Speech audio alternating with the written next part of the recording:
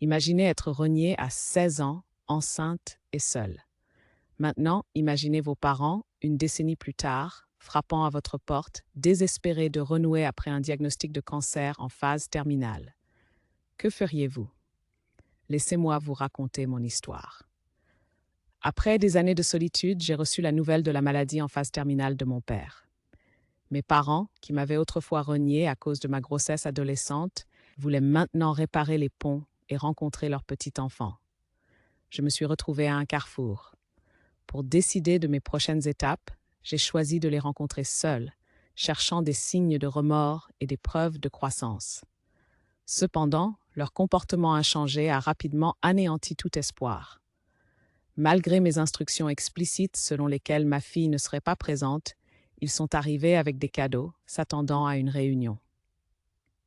La déception ne commence même pas à décrire leur réaction lorsque je suis arrivée seule. La conversation a rapidement dégénéré en un jeu de reproches. Leurs excuses n'étaient guère plus que des tentatives voilées de justifier leurs actions passées.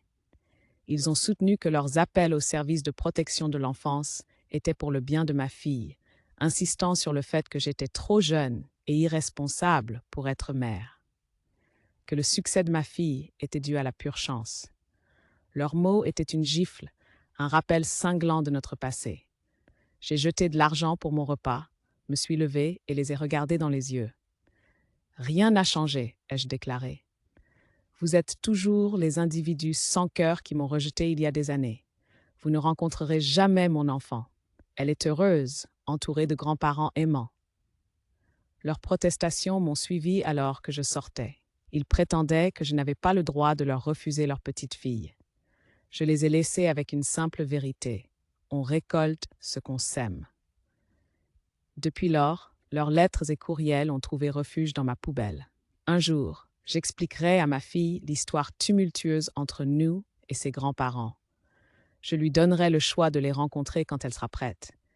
Mais pour l'instant, je n'écouterai pas leurs supplications. Le bonheur de ma fille est ma priorité et je refuse de laisser leur comportement toxique le mettre en péril.